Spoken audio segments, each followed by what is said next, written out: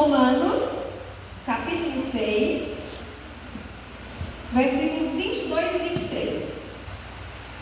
Todos encontraram, amém?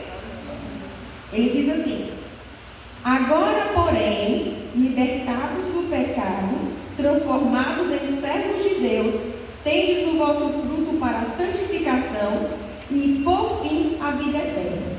Porque o salário do pecado é a morte, mas o dom gratuito de Deus é a vida eterna em Cristo Jesus, nosso Senhor. A gente vai deixar aberto nesse versículo, porque a gente vai estudar sobre ele, mas a gente vai voltar, vai em outros versículos, mas vai voltar no final para ele, tá bom? Quando a gente fala, o salário do pecado é a morte. Mas para a gente poder entender primeiro o que significa esse salário do pecado é a morte, a gente tem que entender primeiro o que é pecado. Na nossa igreja lá, a gente está estudando no discipulado sobre uma disciplina chamada armatologia, que é o estudo sobre o pecado.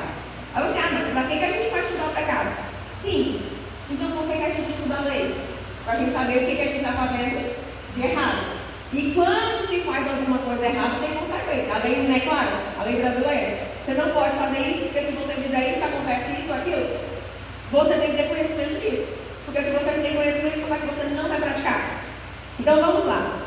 No mundo atual que a gente está hoje, na sociedade que nós estamos hoje, a gente está vendo uma coisa que diz assim: não existe verdade absoluta, não existe o mal, não existe o bem, ou não existe o que é belo, o que é feio. Inclusive, ainda dizem que não existe a questão de você nem nasceu nem homem nem mulher, você que vai escolher o que você vai ser. Nessa questão de sociedade que nós estamos hoje, chama-se muito do relativismo. Ok? Depende muito do seu ponto de vista. Mas a minha pergunta é: a Bíblia ensina isso? A Bíblia ensina que aqui é a palavra.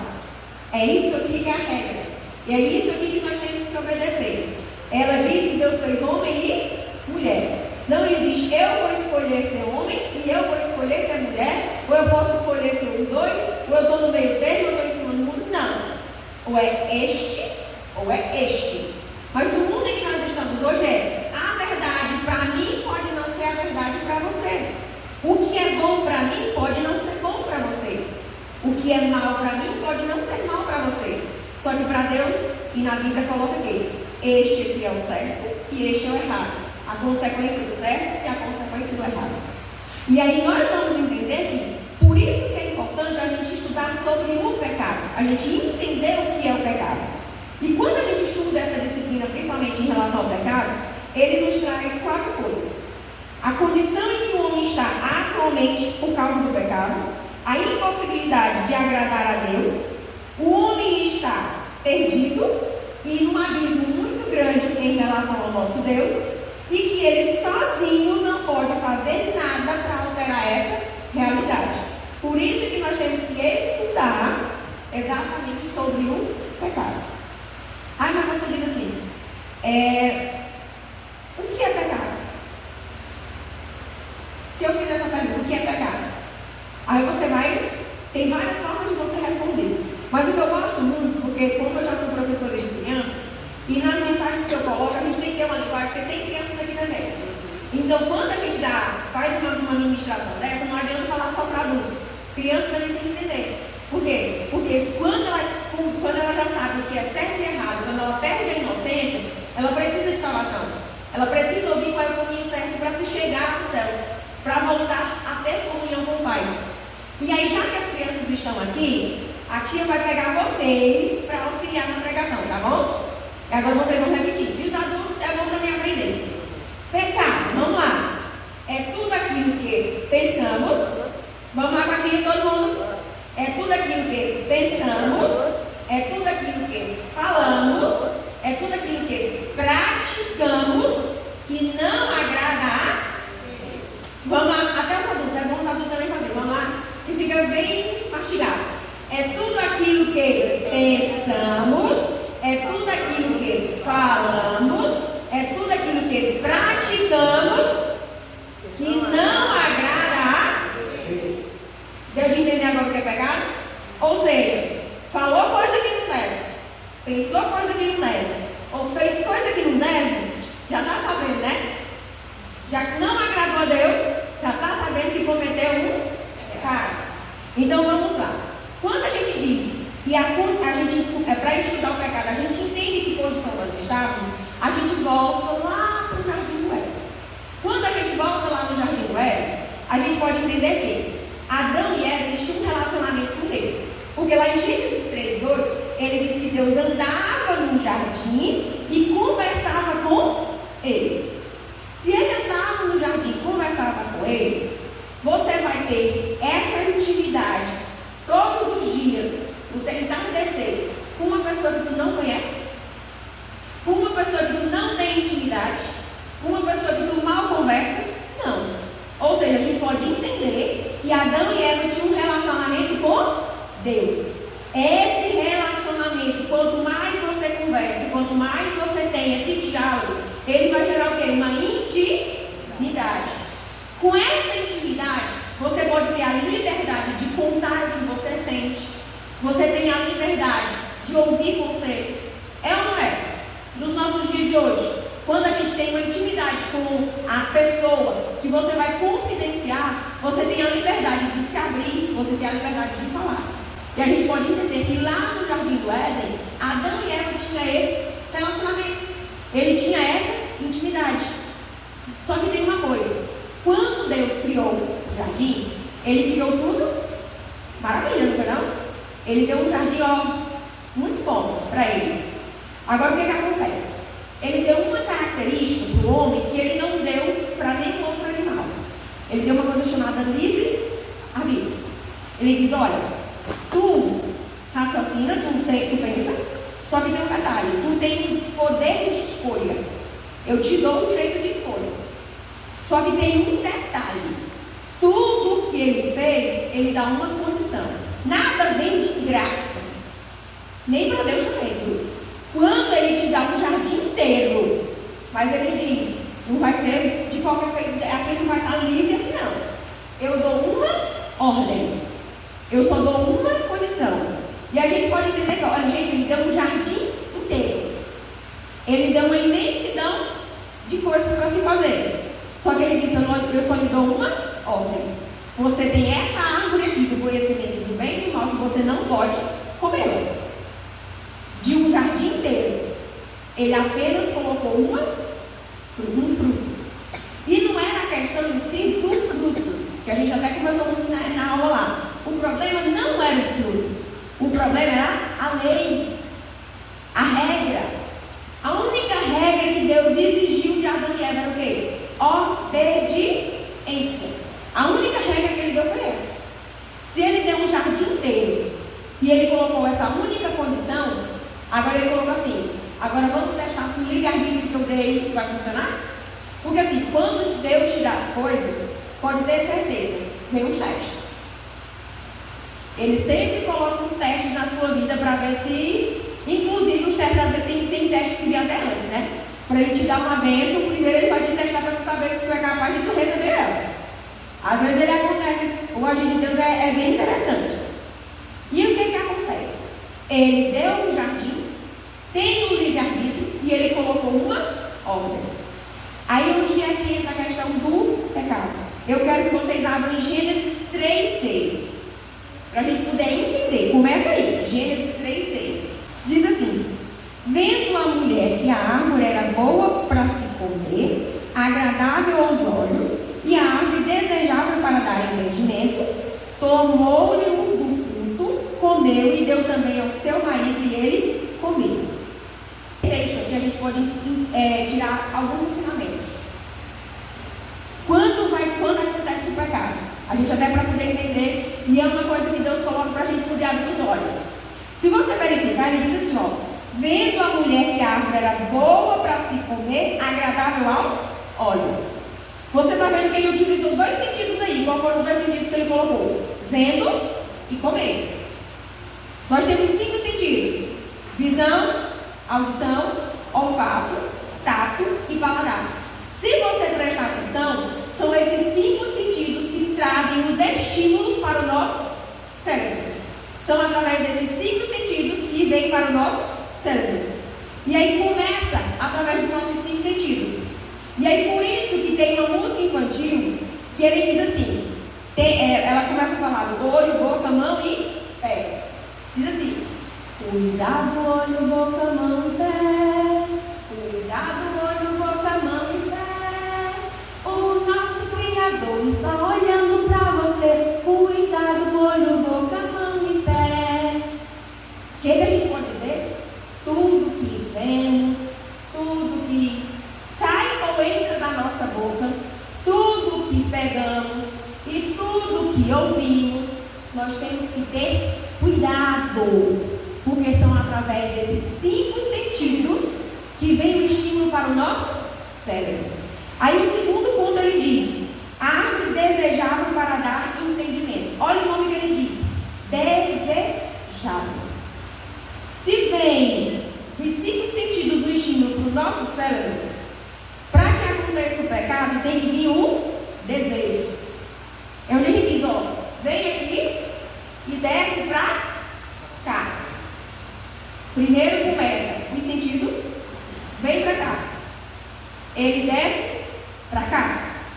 E o que acontece? O terceiro estágio ainda diz assim: tomou-lhe do fruto, comeu e deu também ao seu marido e ele comeu. São ações ou não são?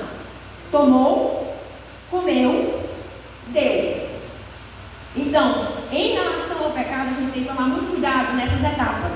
Porque se nós não interrompermos elas, nós vamos pecar. Vai vir os estímulos dos sentidos. Vai vir para a nossa mente, para o nosso cérebro. Se não interrompermos aqui, pode chegar para o desejo.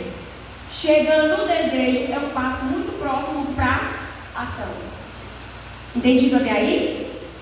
Quando a gente fala em relação à questão do pecado, a gente pode entender também que o pecado ele não surgiu, não foi aqui. Ele começou aonde? Lá no céu. A gente aprendeu, estudando essa disciplina lá, que o pecado ele não começou aqui. Começou lá no céu.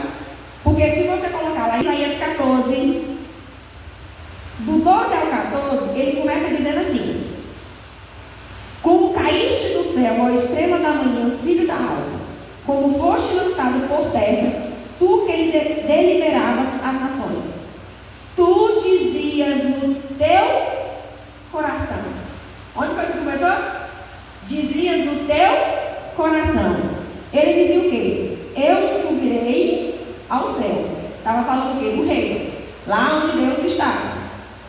Acima das estrelas de Deus exaltarei o meu trono. Ou seja, estrelas de Deus a gente pode colocar até os anjos. Ou seja, ele estava invejando o que Deus tinha.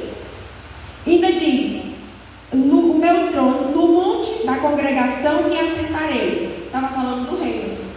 E ele ainda diz assim: subirei acima das mais altas nuvens. Fala sobre a glória de Deus.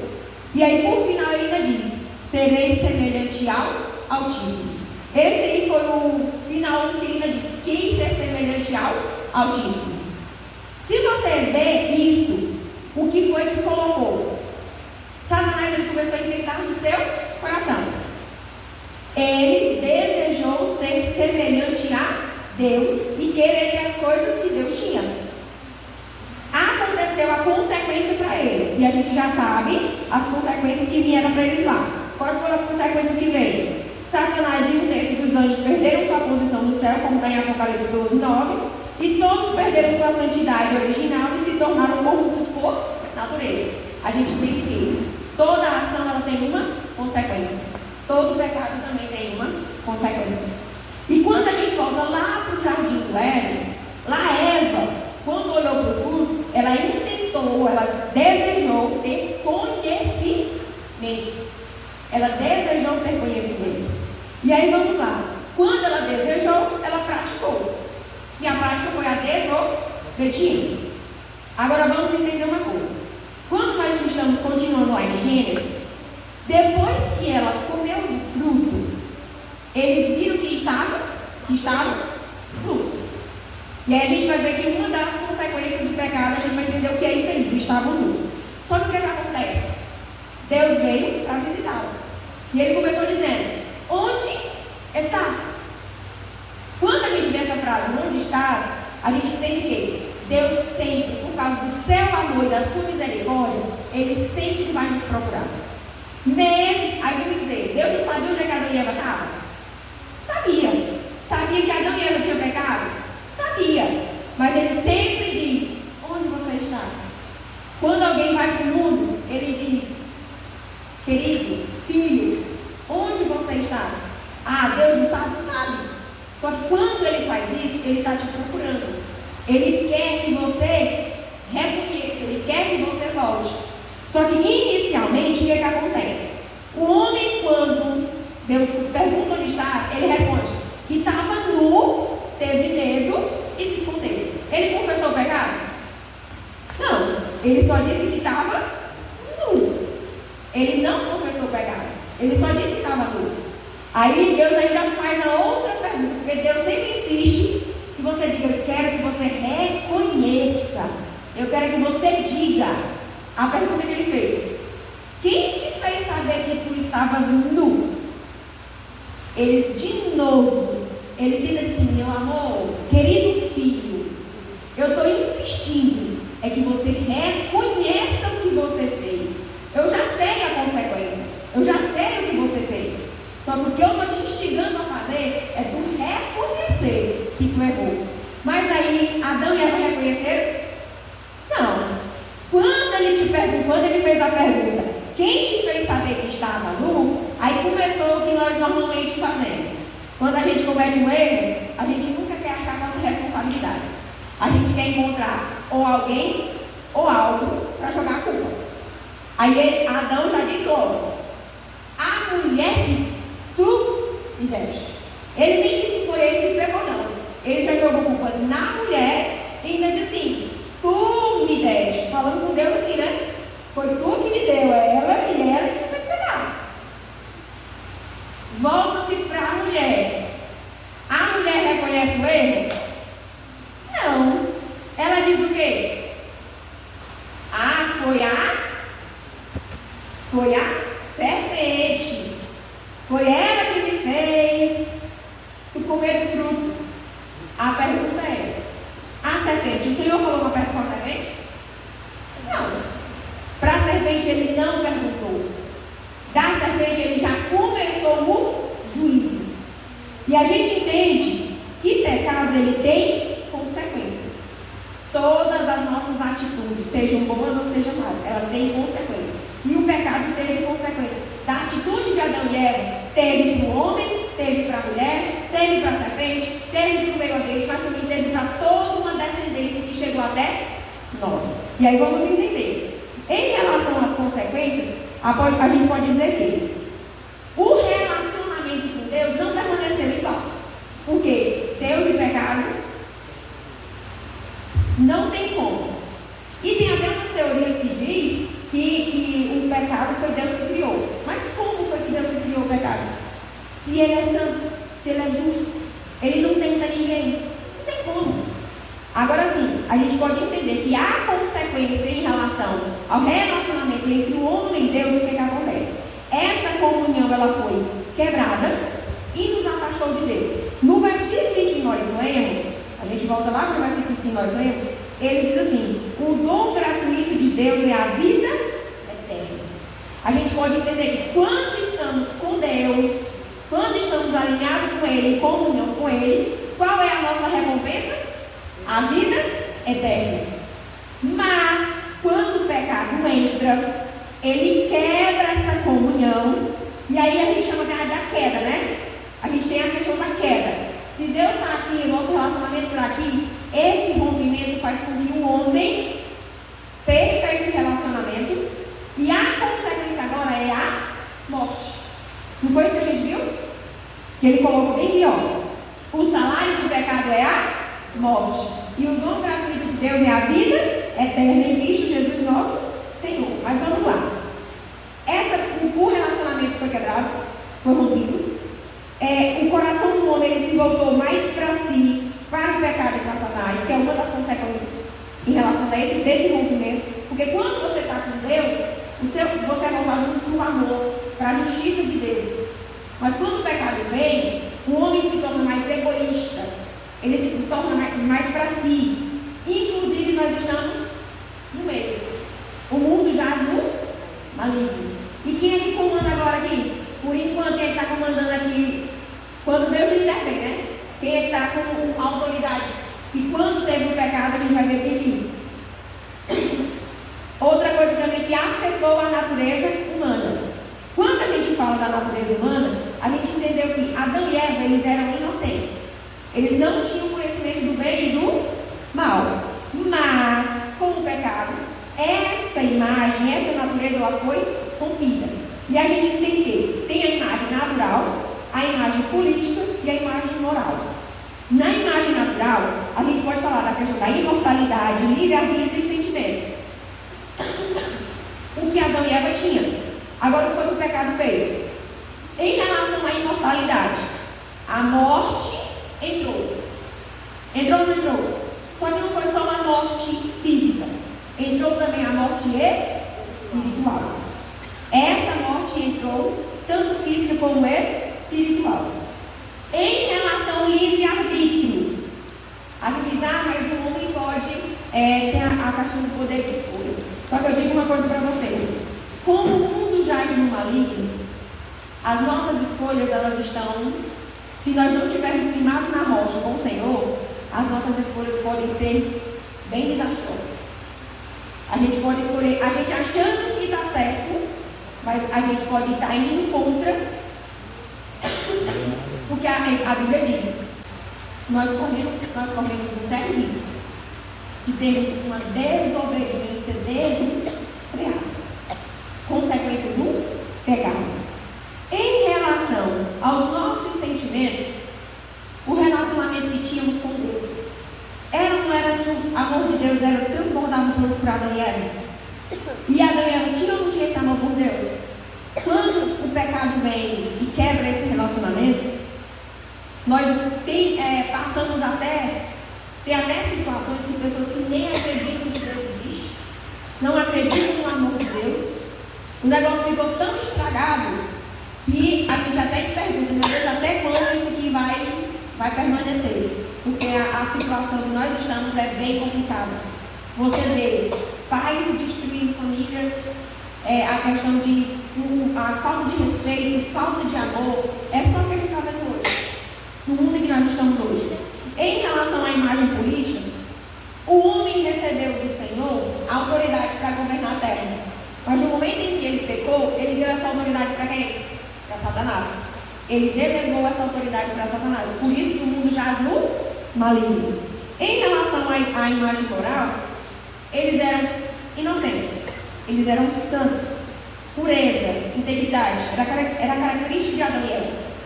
Em relação ao pecado, perdeu-se a inocência porque abriu o entendimento.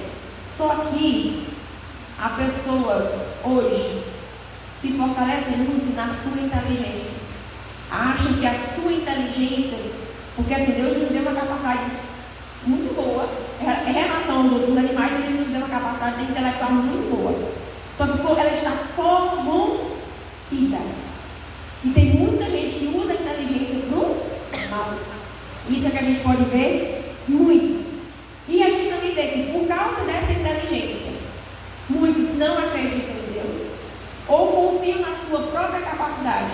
Quantas vezes nós estamos numa situação tão complicada que para a mente humana, para a situação humana, não se resolve.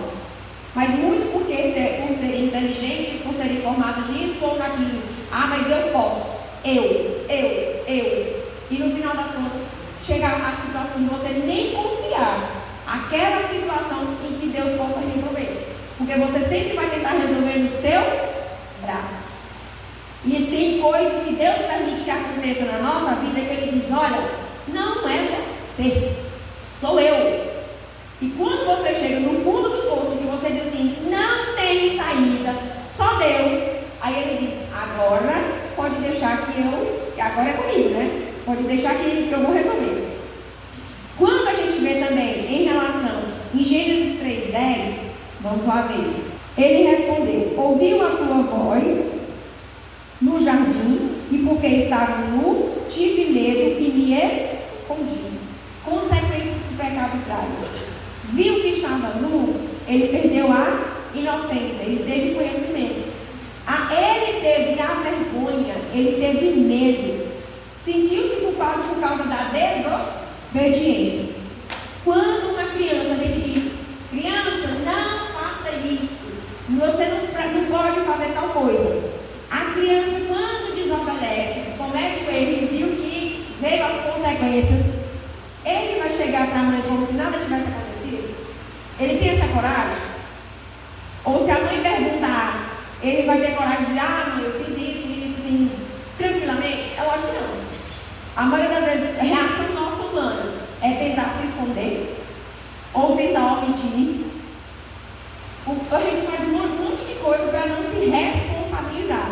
E isso a gente viu na questão de Adão, a atitude dele. Em relação à consequência para a serpente, a gente tem as consequências para o animal, que foi o quê? Maldita és entre os animais domésticos e animais selváticos, rastejarás sobre o teu ventre e comerás por todos os dias da tua vida. Mas também teve consequências para Satanás, que se personificou na serpente. Que o quê? Inimizade com a descendência de Adão, e sua cabeça será ferida pelo descendente de Adão, que a gente sabe, a posterior, que é Jesus Cristo. Para a mulher, qual foi a consequência? Sofrimento na gravidez e processo doloroso no parto, e ser subordinada ao marido. Só que tem um detalhe: depois do pecado, esse marido, ele também foi corrompido. Agora imagina aí, a mulher ser subordinada ao marido, que também tem a natureza pecaminosa. É muito mais difícil. Mas isso foi um dos castigos em relação ao pecado.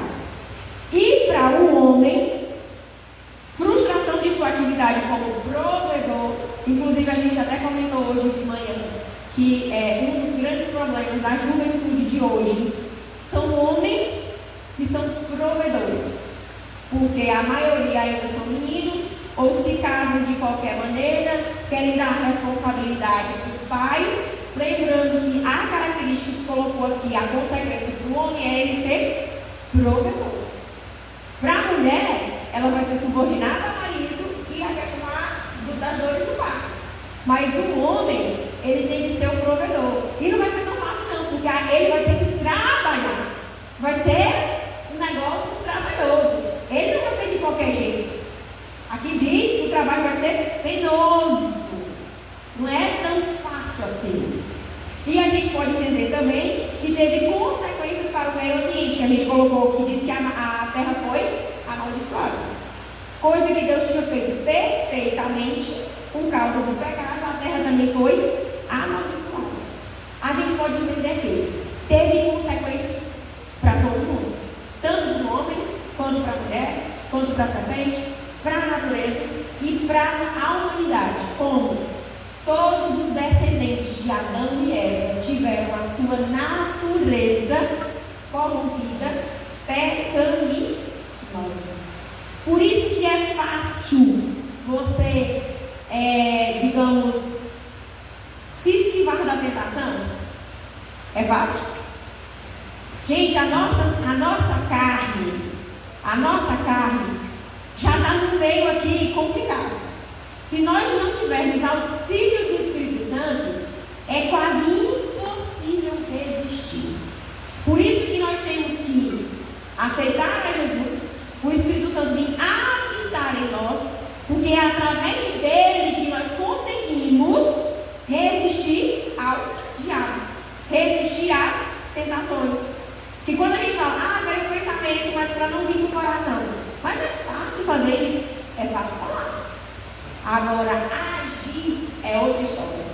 Porque se você não tiver auxílio do Espírito Santo para fazer isso, sozinho não vai conseguir. Porque a gente colocou lá, numa das coisas, sozinho não se pode fazer nada para alterar a sua realidade. Por isso que a gente vai entender que quando aconteceu lá no Jardim do Éden, aconteceu o pecado, mas Deus também já disse, olha, vai ter uma solução. Ele disse, vai ter uma solução. Lá na frente, é agora? Não. Porque se fosse agora, como é que a humanidade ia entender a consequência? Primeiro tinha que sofrer as consequências, para depois vir a solução. Mas a Bíblia diz assim, a solução vem. Ela virá. É tão tal que a gente pode entender que quando o Senhor te faz uma promessa, Ela pode não ser executada na mesma hora, mas Ele já te deu a promessa. Só basta tu confiar e esperar. Porque se Ele deu a palavra, vai se cumprir. Quando? Onde? Ninguém sabe. Tudo é dentro do projeto e do plano dele. Então a gente pode entender que também o pecado, ele trouxe derramamento de sangue. Como? Gênesis 3:21 coloca que eles cozeram as folhas, mas quando foram expulsos do jardim do Éden, o Senhor fez roupas para eles de pele. Pele de animal. A pergunta é: um animal teve que ser morto ou não teve que ser morto? Um animal teve que derramar seu sangue e, através da sua pele, serviu como vestimenta para cobrir a nudez desse casal. A gente pode entender que sangue significa vida. Derramamento de sangue significa morte. Por isso que o pecado precisa de derramamento de sangue. Lá no Antigo Testamento tinha sacrifício de animais. Eles eram suficientes? Não. Eles eram momentâneos. Aquilo para aquele momento. Mas se pegasse de novo, tinha que fazer de novo. Se pegasse de novo, tinha que fazer de novo. Era absoluto? Não. Não tinha como ser feito. Aquele sacrifício não era absoluto. Mas, por causa do amor e misericórdia de Deus, Ele nos deu uma chance de redenção. E quem foi? O seu Filho. Quando Ele veio, que morreu por nós, Ele derramou o seu sangue. Aí sim, o sangue dele, Ele perdoou os nossos pecados. E aí esse é um sacrifício definitivo. Por que depois dele a gente não precisa mais sacrificar animais? Exatamente porque a gente entende que o sacrifício dele é definitivo. Quando você o aceita, porque ele deu esse presente para todos. Só que tem um detalhe: você precisa aceitá-lo e reconhecer que a morte dele foi por você, foi pelos seus pecados. Porque se você não reconhece como seu Salvador, não reconhece o sacrifício dele, não vai servir para você. Não vai servir para você. Para os seus pecados não vai. Agora quando você o aceita. Por isso que coloca aqui lá, quando a gente, o versículo que nós lemos lá de Romanos, ele diz assim: dom gratuito de Deus é a vida eterna em Cristo Jesus, nosso Senhor. A nossa salvação é nós reconhecermos o sacrifício que Jesus fez por nós. E a gente pode entender que quando a gente fala de pecado, precisamos conhecer o que nós podemos e o que nós não podemos. Mas também entender que Jesus é o caminho, a verdade, a vida, e ninguém vai ao Pai se não for por Ele. Primeiro, nosso Pai, nós tínhamos comunhão com o Pai. Por causa do pecado, ele foi rompido e teve a queda.